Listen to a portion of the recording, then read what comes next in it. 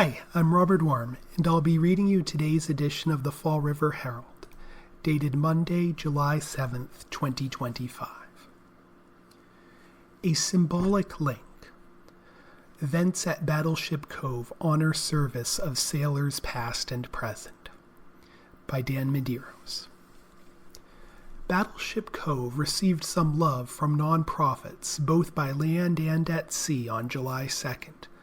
One group helped pay for upkeep of a prominent ship in the fleet, while another rededicated a living monument to sailors past and future. The destroyer USS Joseph P. Kennedy Jr. received over $4,000 in grant and donation funding from the Tin Can Sailors, a nonprofit that helps preserve the legacy of naval destroyer vessels nationwide.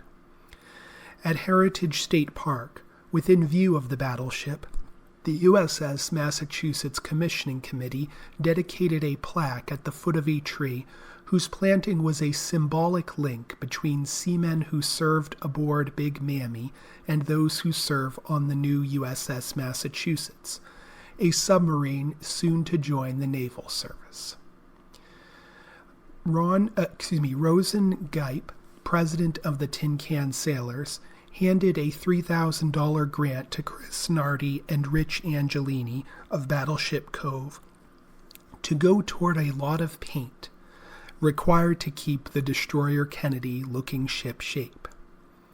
The group made another $1,210 gift in earmarked donations to be used for any other necessities the Kennedy needs, and Nardi said there are many. "Every little penny here counts," Nardi said. "It's a year-round operation. The expenses are coming in faster than the money sometimes." Nardi said staff spend money on endless gallons of paint and metal fabrication. The Gearing-class destroyer turns 80 years old this year, a long time for a vessel that was never intended to be sitting in water this long. "As they say, rust never sleeps, so it starts creating pinholes, and pinholes get bigger," Nardi said. "Now we're doing a lot of metal repair on the fantail to replate and completely obliterate any of those rusting areas so the ship is watertight." The Kennedy, built in Quincy's Fore River shipyard in 1945, saw action throughout the mid-20th century, most notably as part of a blockade of Cuba during the Cuban Missile Crisis of 1962. It was decommissioned in 1973 and joined Battleship Cove's fleet of museum ships later that year. Gipe said her group, which is based in Somerset, has singled out destroyers as vessels to help save. These vessels, above all other classes, have long fascinated her, due to their smaller size and crude complement, who ended up having to be resourceful, relying on each other like family. "I love the idea of these little destroyers out in the middle of the ocean, and their job is to protect the big guys," Gipe said. "I was drawn to it, and I've stayed with it ever since." With the Kennedy's larger cousin, the battleship Massachusetts, forming the backdrop, city and state officials, along with members of the USS Massachusetts Commissioning Committee, held a rededication ceremony at the Heritage State Park Visitor Center. In December 2019, veterans who served on the battleship and young sailors who would serve on a new submarine named the USS Massachusetts planted a tree together outside the Visitor Center. A new plaque tells visitors their story. That tree embodies the spirit of those sailors and gives us a visualization of the connection from World War II all the way into the 2060s, said Dennis Pimentel, chairman of the USS Massachusetts Commissioning Committee. The new USS Massachusetts, a nuclear-powered fast-attack submarine, was built in Newport News, Virginia, and launched in 2024. It's the 9th vessel named for the Bay State. It will undergo sea trials, and it is tentatively expected to be commissioned sometime this fall or in spring 2026 at a ceremony in Boston Harbor, The boat is expected to be in service until the 2060s. Its commanding officer is Commander Mike Sisma, who said, fingers crossed, that it would join the fleet this year. Pimental noted that the tree linking past, present, and future sailors is an American elm. Our state tree, he said. It was 250 years ago, tomorrow, that George Washington stood underneath an American elm and took charge of the Continental Army. Today we stand underneath this tree and we give honor to our battleship sailors and our submarine sailors and our community. Nonprofits get $20,000 to improve Fall River's Flint. By Emily Sherney. 4 oversized checks found their way to 4 nonprofits endeavoring to enhance the Flint neighborhood's appeal. On June 26th, Gloria Sadler, a Community Revitalization Project Program Fellow for the Fall River Community Development Agency, awarded YACOR, the Bristol Black Coalition, Health First Health Center, and Spectrum Empowerment each with a $5,000 mini-grant sponsored by Bloomberg Philanthropies and the Love Your Block grant program. Sadler has spearheaded efforts to bring the Flint neighborhood together via community gardening, graffiti cleanups, and fireside chats that enable trust between residents and City Hall. The online application went live in February, at which point individuals, businesses, and organizations could apply for grant funding that would place tools directly in the hands of residents, said Mayor Paul Coogan in remarks honoring recipient nonprofits. We encourage creative ways to improve the Flint neighborhood, Sadler said. Applicants for consideration to use the grant money for beautifying public space, increasing community engagement, or renewing a sense of pride in the Flint were quite a few, Sadler said, but she narrowed top picks down to the 4 that promised to do something sustainable. In her remarks before awardees were announced, Sadler stated that this first round of grants, totaling $20,000, would support volunteer-fueled solutions developed by communities. The money could be used to transform alleyways or vacant lots into activated green spaces for community hangs, playground repairs, public art installations, or small home fixes, all to target community concerns, improve deteriorating spaces, and enhance community pride. Which groups won grant money to improve the Flint? The winners are: the Bristol Black Collective is launching 3 projects to improve literacy, wellness, and connectedness under its Pages to Pathways banner that will in turn add story walks, community reading boxes, mile markers, and a vibrant community garden in the Father Travassos Park. We are looking to bring out community together to be the life force behind it, said BBC President Tia Castellano. Fall River WIC and Health First Family Health Care Center will hold a Flint Family Wellness Day on August 2nd, designed to support the health and extend resources to local families. The initiative will host free programs centering around fitness and stress management workshops, healthy cooking demonstrations, and open dialogue about mental health. Director of Marketing and Development Jenny Rice added that there may be giveaways in store for those who drop by. No stranger to the Flint, YACOR, which has previously beautified Flint's crosswalks, has committed to installing murals and providing signage and storefront easels, or sandwich boards, said Project Director Sarah Martins, to energize Flint businesses, strengthen local culture, and ground residents in a sense of place. Undertaking 2 new initiatives, the Spectrum Empowerment Project, a nonprofit that empowers and hires neurodivergent community members, will transform a corner lot on Pleasant Street across from the post office into a green space complete with gardens, a modest performance stage, and seating area. The dynamic area will be used for open-air theatrical performances and community gathering. Donald Lambert, founder and director of Spectrum Empowerment, has already begun revamping the lot and will take on outfitting the space with a stage in months to come. Castellano said all recipients are given until the end of August to carry out their projects. Sadler has championed the Flint's capabilities to become an economic and cultural turnkey in the heart of Fall River since her installment as a community liaison in December 2024.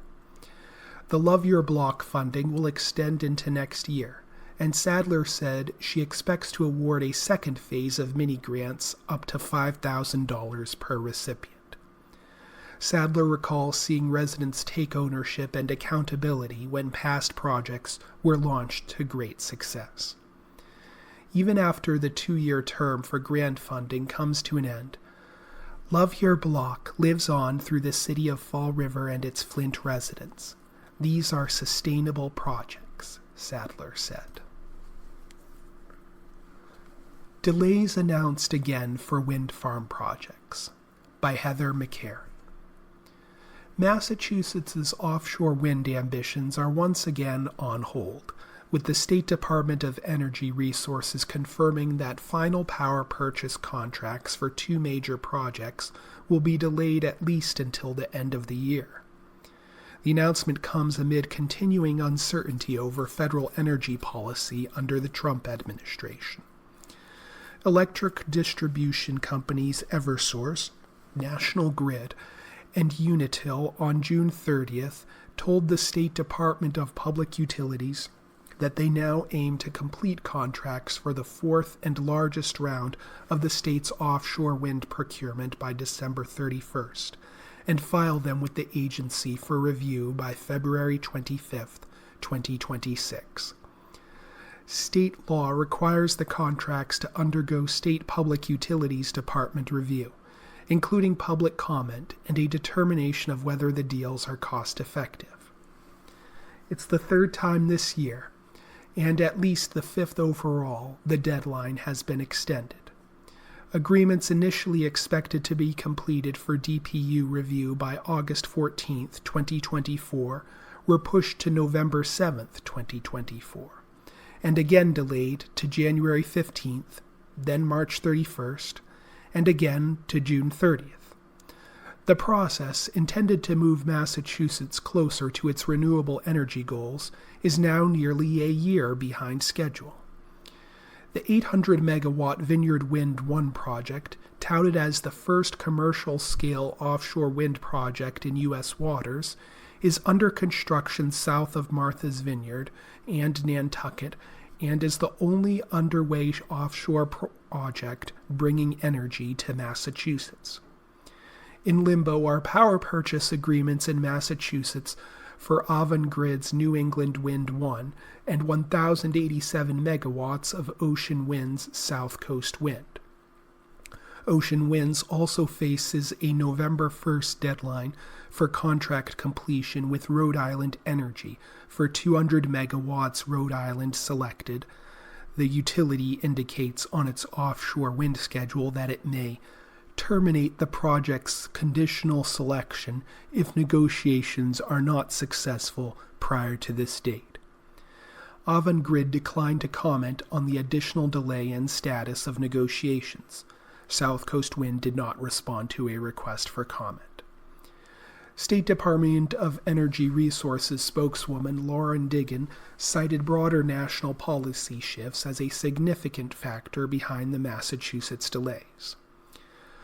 While the utilities and developers continue their hard work to memorialize the bids in binding contracts, the uncertainty created by the changing federal landscape makes it difficult to finalize contracts, she said.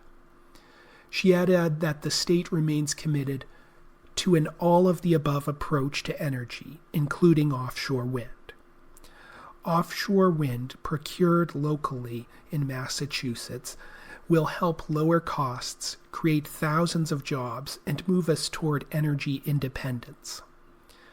The changing federal landscape refers to President Trump's January executive order that put a hold on all federal consideration of new projects, and in-progress projects not yet fully federally permitted, pending a comprehensive federal review of federal wind leasing and permitting practices. The federal government owns the offshore waters south of Martha's Vineyard in Nantucket that are leased to wind farm developers. According to a memorandum the White House issued in the Federal Register in January, the Trump administration wants to make sure offshore wind development doesn't interfere with national security or shipping routes, follows environmental regulations, and can be financially sustainable without heavy government support. Around the same time as the January order, Vineyard Offshore withdrew its 1,200 megawatt Vineyard Wind 2 from the current contracting round. Massachusetts had conditionally selected 800 megawatts from that project, contingent on Connecticut purchasing the remaining 400 megawatts. When Connecticut passed on the deal in December, Vineyard Offshore pulled the project from negotiations, though the company has indicated it will likely return in a future solicitation. Together, Avangrid and South Coast Wind, which has explored delaying the project for 4 years, propose to bring more than 3,000 megawatts of offshore wind capacity to the state, though activists dispute assertions that it will save ratepayers money, and worry about its effects on offshore marine habitats and onshore ecosystems.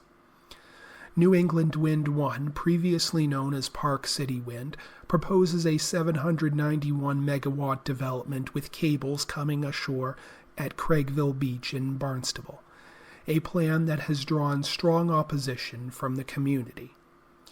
South Coast Wind aims to deliver up to 2,400 megawatts in phases, with initial transmission of 1,200 megawatts expected to land at Brayton Point in Somerset. Falmouth, where there is also community opposition, remains under consideration for landing power cables in the project's second phase. In response to the presidential order putting new offshore development on hold, a coalition of 18 state attorneys general has filed a lawsuit against the Trump administration, arguing that the action is unlawful. Massachusetts Attorney General Andrea Campbell joined the suit in May, aligning with her counterparts in Arizona, California, Colorado, Connecticut, Delaware, District of Columbia, Illinois, Maine, Maryland, Michigan, Minnesota, New Jersey, New York, New Mexico, Oregon, Rhode Island, and Washington. As part of the legal challenge, Ocean Winds CEO Michael Brown submitted a declaration on June 9th stating that it may be impossible to finalize power purchase agreements without clarity on how and when issues related to the presidential order will be resolved. The company's South Coast Wind project is currently awaiting 3 federal permits that have been on hold since January because of the order. If the presidential memorandum is not lifted, issuance of South Coast Wind's final 3 federal permits will remain paused indefinitely. The development of the project will continue to be delayed indefinitely, and South Coast Wind will continue to incur hundreds of millions of dollars in costs directly related to the delay, he wrote. With no indication of when the federal government's mandated special review will be complete, Brown stated the company could be forced to abandon current negotiations with Massachusetts and Rhode Island regarding power purchase agreements. Massachusetts climate law requires the state to reach net zero greenhouse gas emissions by 2050. Reaching that goal will take significant investment in clean energy infrastructure, along with meeting interim goals like cutting emissions in half from 1990 levels by 2030. Governor Maura Healey has said reaching those goals will depend on a mix of clean energy sources, including wind, solar, hydroelectric, geothermal, and even new small modular nuclear technology. Russia accused of using chemical weapons, by Anthony Deutsch. Dutch and German intelligence agencies have gathered evidence of widespread Russian use of banned chemical weapons in Ukraine, including dropping a choking agent from drones to drive soldiers out of trenches so they can be shot, they said on July 4th. Dutch Defense Minister Ruben Brekelmans called for tougher sanctions against Moscow. The main conclusion is that we can confirm Russia is intensifying its use of chemical weapons, he said in an interview. This intensification is concerning because it is part of a trend we have been observing for several years now, where Russia's use of chemical weapons in this war is becoming more normalized, standardized, and widespread.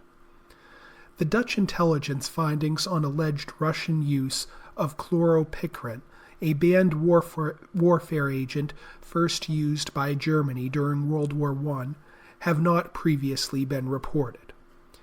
The head of the Dutch Military Intelligence Agency, Peter Riesink, said the conclusions followed our own independent intelligence, so we have observed it ourselves based on our own investigations.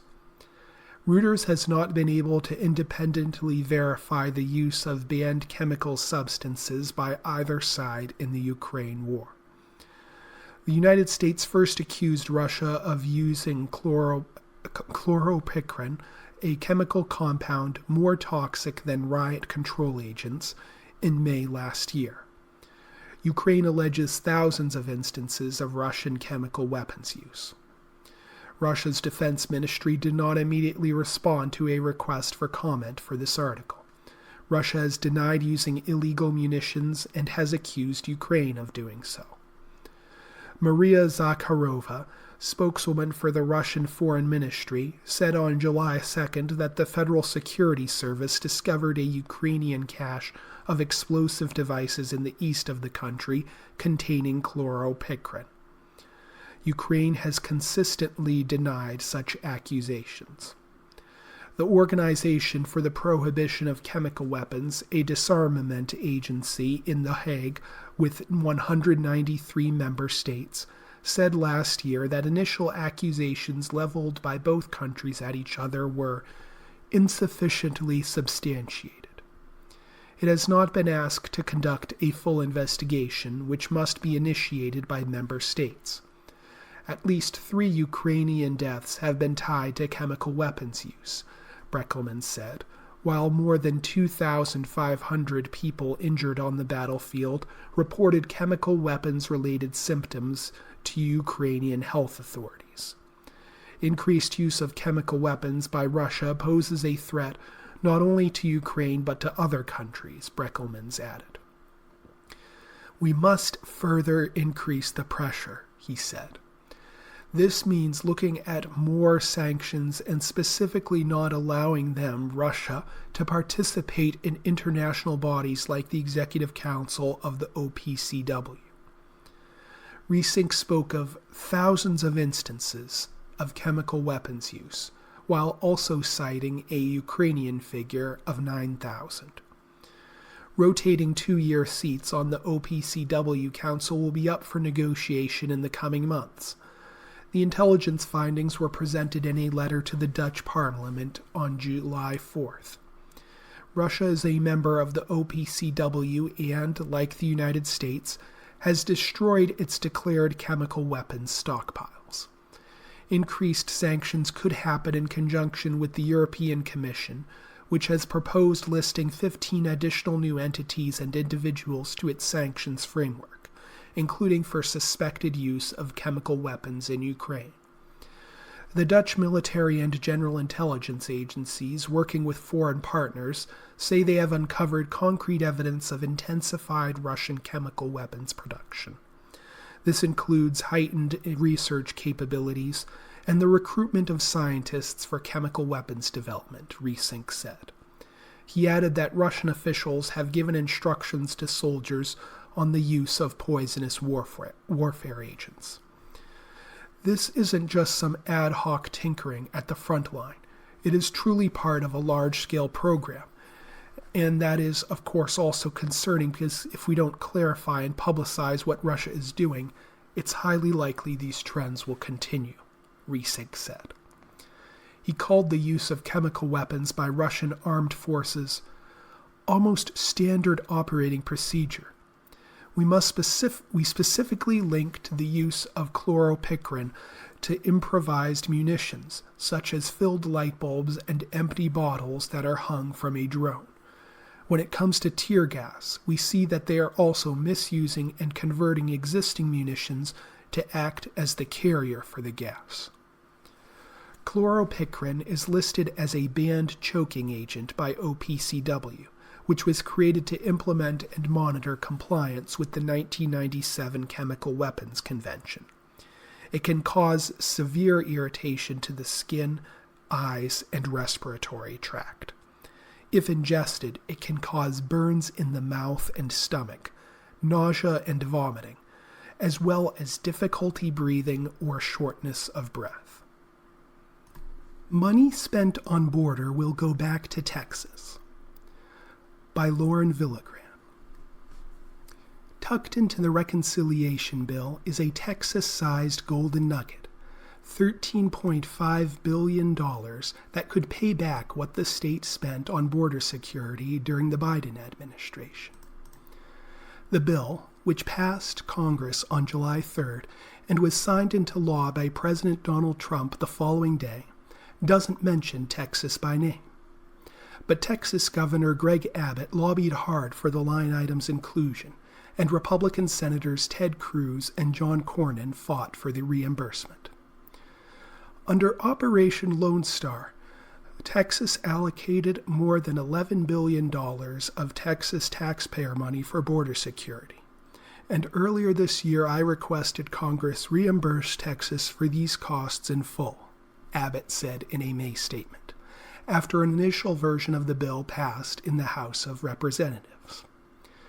The new State Border Security Reinforcement Fund earmarks $10 billion for grants to states that paid for border barriers or other security measures beginning January 20th, 2021, President Joe Biden's inauguration day. Notably, during the Biden administration, no other state spent more than Texas on border security measures. Under Operation Lone Star, the state deployed thousands of Texas National Guard troops to the border, placed controversial buoy barriers in the Rio Grande, and paid to bus more than 100,000 migrants to Democrat-led cities around the country.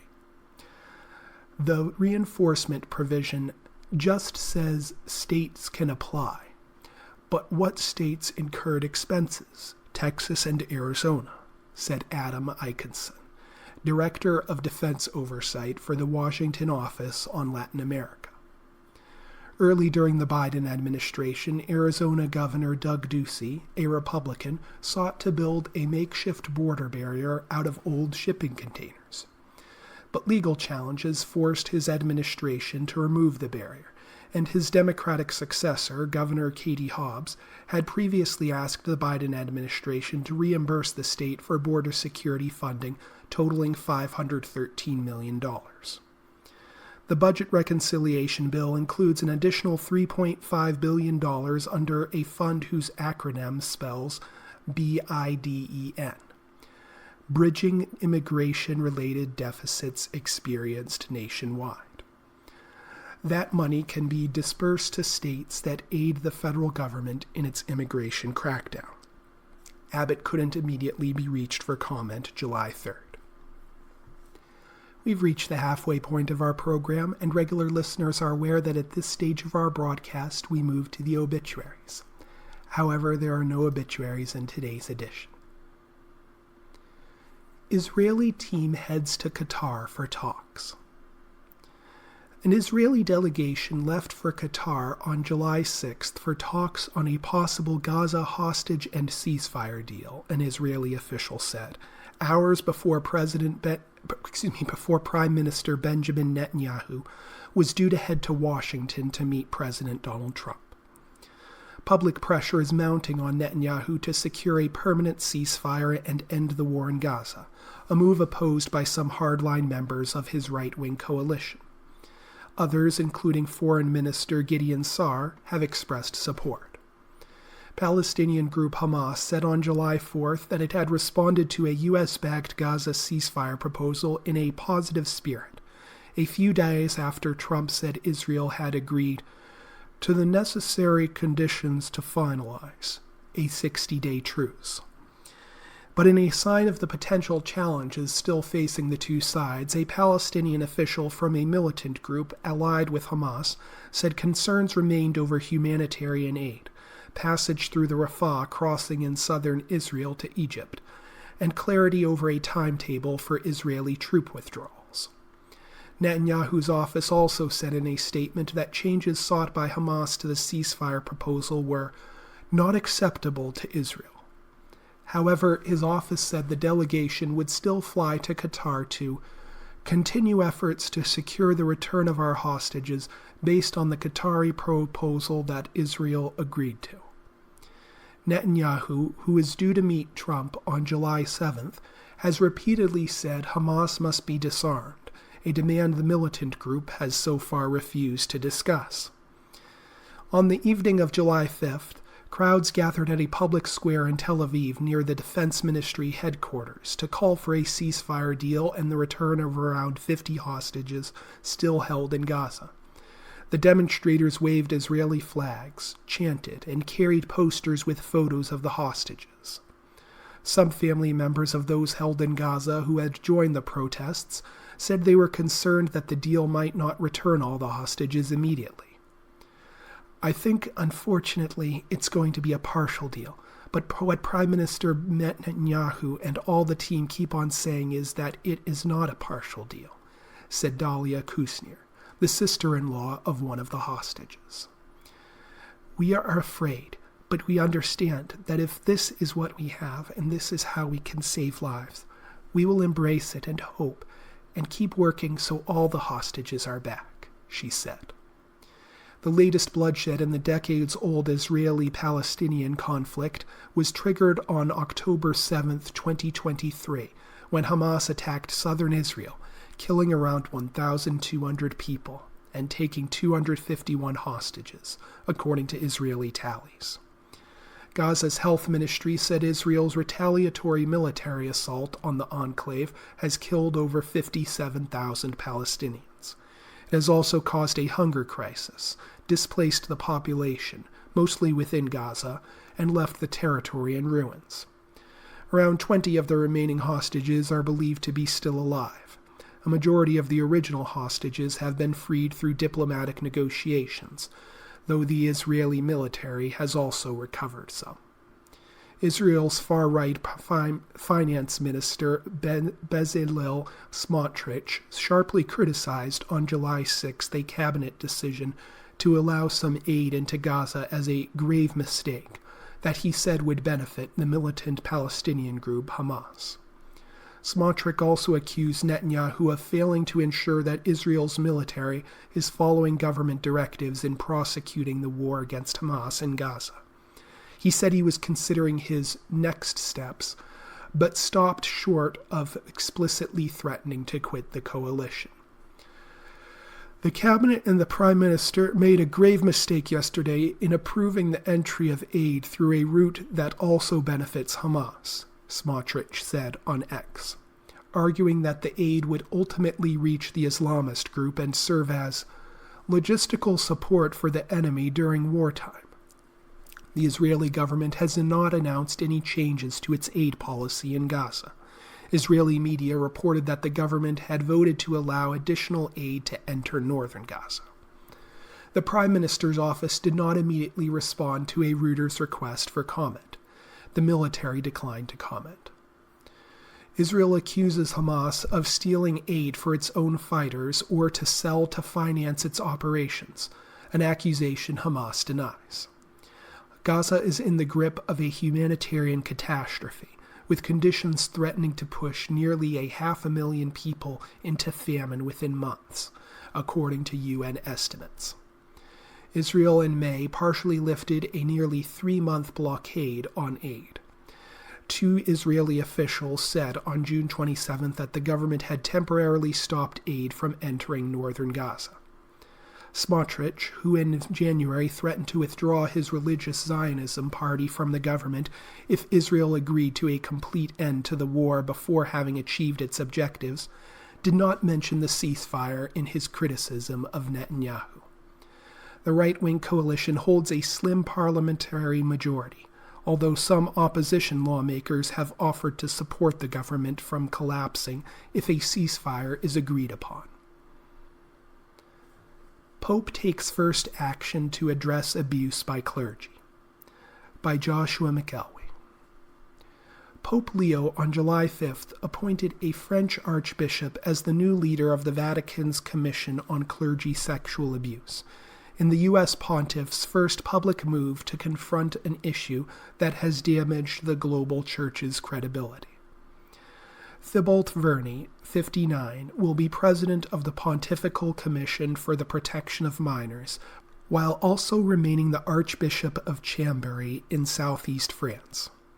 The Vatican Commission was created by Pope Francis in 2014 in an effort by the late pontiff to respond after sexual abuse scandals affected the Church in countries across the world.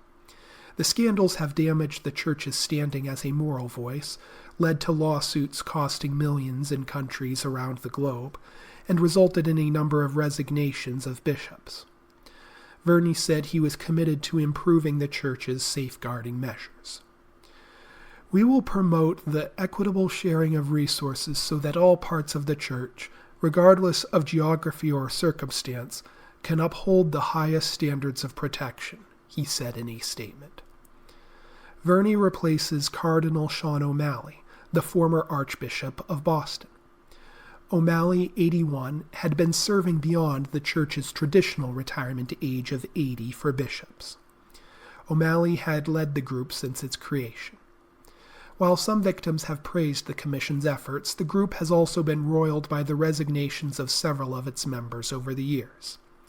In 2023, a prominent Jesuit priest and papal advisor stepped down, saying publicly that he had concerns over the way the group was operating.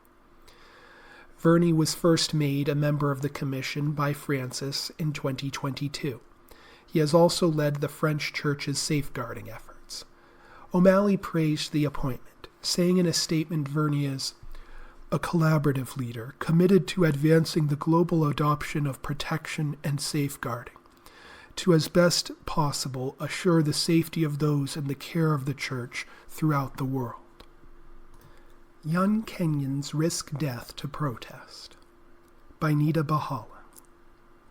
Banners and bandanas at the ready, young Kenyans faced one final job before taking to the streets in late June to mark the deaths of more than 60 fellow protesters in anti-government demonstrations a year ago. Write their own eulogies, just in case. I don't care if I died. We have no life as it is. There are no jobs, the cost of living is high, and Kenyans are really struggling, said Wilson, a jobless 19-year-old from Nairobi. We have a government that isn't listening to its people. Wilson was among the many who took to social media to post their own obituaries before masking up and joining thousands marching in Nairobi, fearing police might well open fire again. They did, and at least 19 died, with hundreds more injured in June 25th's commemorations of the deadly anti-tax protests. We knew what was at stake. Over the past year, the government has tried to silence us, and we have seen how protesters have been killed. Wilson, who did not want to give his surname, told the Thomson Reuters Foundation.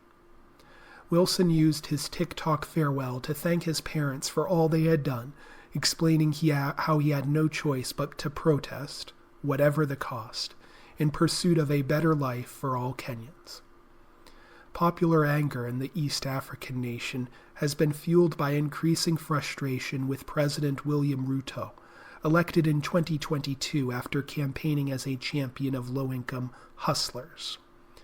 Despite crafting a reputation as a global statesman, at home Ruto is dubbed Zakayo, a Swahili name for a greedy biblical tax collector, by Kenyans frustrated with rich politicians flaunting their wealth while their own living standards fall. Interior Minister Kipchumba Murkomen denied the police had used excessive force in the June 25th protests and instead accused demonstrators of attempting to overthrow the government, dismissing the groundswell as terrorism disguised as dissent. But there is little sign that protests will die down, with more already scheduled for the coming days. Last year's protests, led by Gen Z and millennial Kenyans, led to the withdrawal of a controversial finance bill that raised a raft of taxes. They were also followed by a crackdown on people voicing dissent, both in person and online. It was the crackdown that helped fuel the recent protests, with many demonstrators chanting slogans like, "Ruto must go," and "End police brutality now," as they marched through Nairobi. Nothing has changed in the last year. It's the same monkeys, different forest, said Evans, 30, masked up to protect himself from tear gas. We are struggling and hustling every day. There is no future for young people in this country. Economists said some lessons had been learned, with the government pursuing a much more cautious tax stance in this year's finance bill. It dropped measures including an expansion of PAYE taxes and levies on mobile phones, electric buses, and solar equipment. Ruto is under pressure to raise revenues through taxes and wants to get debt below 55% of GDP in 2 years, as recommended by the World Bank and International Monetary Fund. Legislators also rejected a controversial proposal granting wide-ranging access to personal data, citing privacy concerns. Jervin Naidu, a political economist of Oxford Economics Africa, said that while the new finance measures may bring temporary relief, they fail to address the underlying economic pressures. Unemployment is around 13%, with youth unemployment alarmingly high at 67%.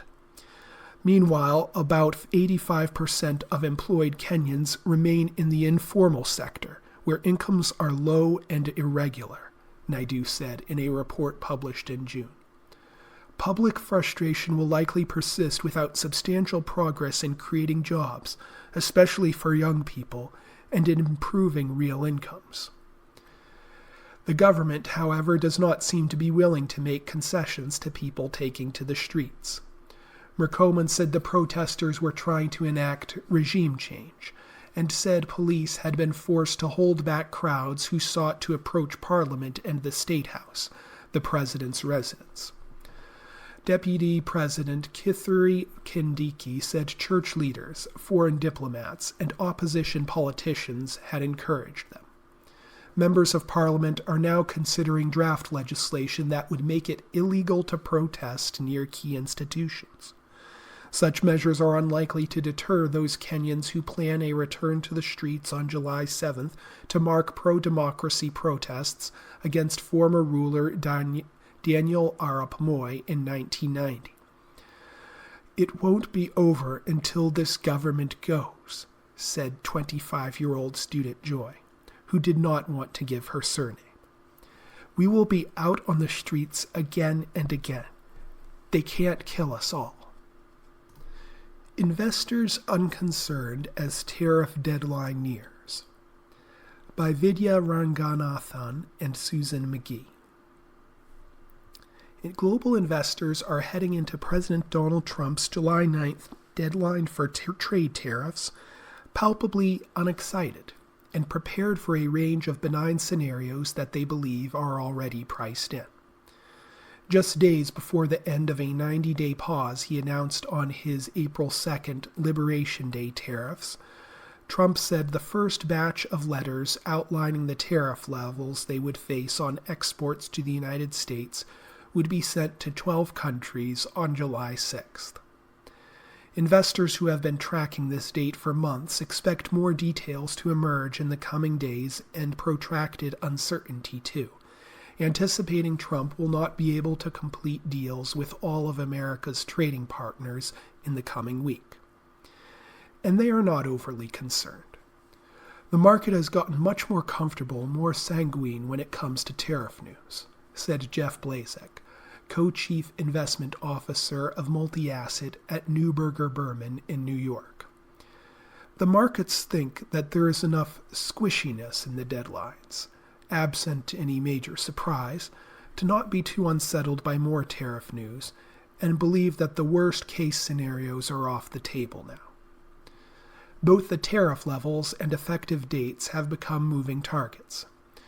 Trump said July 4th that tariffs ranging up to 70% could go into effect on August 1st, levels far higher than the 10 to 50% range he announced in April. So far, the U.S. administration has a limited deal with Britain and an in-principle agreement with Vietnam. Deals that had been anticipated with India and Japan have failed to materialize, and there have been setbacks in talks with the European Union. World stocks are meanwhile at record highs, up 11% since April 2nd. They fell 14% in 3 trading sessions after that announcement, but have since rallied 24%. If Liberation Day was the earthquake, the tariff letters will be the aftershocks. They won't quite have the same impact on markets, even if they are higher than the early 10%, said Rong Ren Go, a portfolio manager in the fixed income team at East Spring Investments in Singapore. This financial system is so inundated with liquidity that it is hard to cash up or deliver at the risk of lagging the markets, with April serving as a painful reminder for many who de-risked and were then forced to chase the relentless recovery in the subsequent weeks. Investors have also been distracted by weeks of wrangling in Congress over Trump's massive tax and spending package, which he signed into law July 4th. Stock markets have celebrated the passage of the bill, which makes Trump's 2017 tax cuts permanent, while bond investors are wary the measures could add more than $3 trillion to the nation's $36.2 trillion debt. The S&P 500 and NASDAQ indexes closed at record highs on July 4th, notching a third week of gains. Europe's STOXX 600 benchmark is up 9% in 3 months. But the risks of tariff-related inflation have weighed on U.S. Treasuries and the dollar and jostled expectations for Federal Reserve policy. World Series winning closer Jenks dies at 44 by Gabe Laques. Bobby Jenks, the closer for the 2005 World Series champion Chicago White Sox, whose fastball touched 100 miles per hour in an era when such heat was uncommon, died July 4th of stomach cancer, the White Sox announced. Jenks was 44. An erratic starting pitcher with dominant stuff as a top prospect for the Anaheim Angels, Jenks rose to prominence after the White Sox claimed him off waivers in December 2004. Just a few months later, he was a beloved part of the White Sox's surprise championship team. Manager Ozzie Gillen, rather than signaling with his left or right hand, pantomimed Jenks' rotund shape when he wanted to call the closer into the game. And few were better for a time. Jenks grabbed hold of the closer's job in Chicago late in 2005 and saved 4 of their 11 postseason victories that season, including Game 4 of the World Series when the White Sox clinched the title with a 1-0 victory at Houston's Minute Maid Park. We have lost an iconic member of the White Sox family today, White Sox chairman Jerry Reinsdorf said in a statement. None of us will ever forget that 9th inning of Game 4 in Houston, all that Bobby did for the 2005 World Series champions and for the entire Sox organization during his time in Chicago. He and his family knew cancer would be his toughest battle, and he will be missed as a husband, father, friend, and teammate. He will forever hold a special place in all of our hearts. Jenks etched his name into the Major League record books 2 seasons later, when he tied Jim Barr's record of 41 consecutive batters retired, the first to hold that record as a relief pitcher. Jenks' run came over 14 perfect outings. He was an All-Star in 2006 and 2007, when he saved 41 and 40 games, respectively. He pitched 6 seasons for the White Sox before closing his career by appearing in 19 games for the 2011 Boston Red Sox. Bobby Jenks is one of my all-time favorite players. I loved that man, Gillian said in a statement released by the White Sox. This is a very sad day for everyone involved with the White Sox, says former catcher and current Fox Sports analyst A.J. Persniewski. Bobby was a larger-than-life figure, and fans related to him. He overcame a lot early in life to have a great playing career, and after his playing days, he did a lot of positive things to help himself and others. I was fortunate enough to catch him in some of the biggest games in White Sox history, and I will never forget jumping into his arms after the last out of the World Series. Jenks died in Sintra, Portugal, the White Sox said, as his stomach cancer progressed to its latter stages. He is survived by his wife, Eleni Tsikavakos, and their 2 children, Zeno and Kate, and 4 children from a previous marriage, Kuma, Nolan, Rylan, and Jackson. Players' League at Odds Over the CBA by Brian Hanchen. Count Sidney Colson among those who were dissatisfied with the WNBA's initial contract proposal to the Players Association. Yeah, it's a slap in the face, the Indiana Fever guard told Indy Star ahead of the team's 81-54 win over Las Vegas on July 3rd. Front Office Sports reported on July 2nd that the league made its first offer the prior week as negotiations on a new collective bargaining agreement continue. That proposal drew a sharply negative response from the players, who felt the initial response wasn't entirely responsive to their request, FOS reported. The WNBA players opted out of the current CBA in October 2024, meaning it will expire at season's end. That deal has been in place since 2020. We've seen growth in our league, Colson said. We're not asking for something crazy, but it's only fair that players start to reap some of the financial rewards for bringing in better attendance in their home arenas, neutral sites, whatever it is. Players are helping to grow the game, grow our market. We should see some of that financially. Labor negotiations have been at the forefront of WNBA discourse over the past couple weeks. Colson and Fever wing Sophie Cunningham both read a prepared statement on behalf of the WNBPA on June 22nd in Las Vegas, calling this a defining moment in the WNBA. As the league grows, it's time for a CBA that reflects our true value. We are fighting for a fair share of the business that we've built, because it is a business. We are not fighting for anything that's unreasonable. When it comes to salary and revenue share, we are fighting to share in the growth that we've created. Every other category across the business has grown. The only thing that is still capped is our players' salaries, which is insane. We deserve a fair share. Caitlin Clark made headlines Tuesday when she appeared on Colson's Instagram Live from inside the Fever locker room and highlighted the discrepancy in payouts for winning the Commissioner's Cup and winning the WNBA championship. As the Commissioner's Cup champions, Indiana players are eligible to receive up to $30,000, while the runner-up Lynx can receive up to $10,000. Winning the WNBA championship carries a $20,825 payout per the current CBA, while finishing runner-up pays $7,746.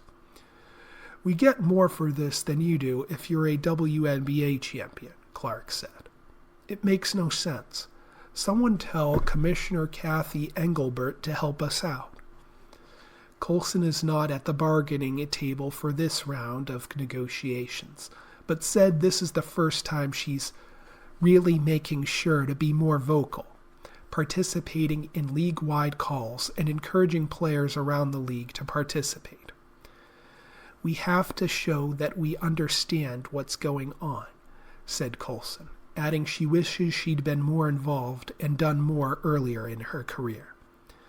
The league must think we don't understand business, or we don't understand the things that we're seeing across the league, or that we won't stick together and do something to show that we respect ourselves and believe that we're owed what we've worked for.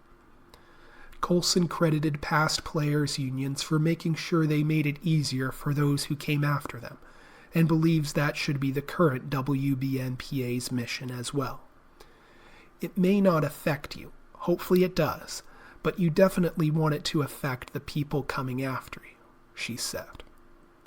Coulson laments not being more involved with past labor negotiations, and she encouraged younger players to make sure they're as involved as possible so they know what's going on with their money and careers.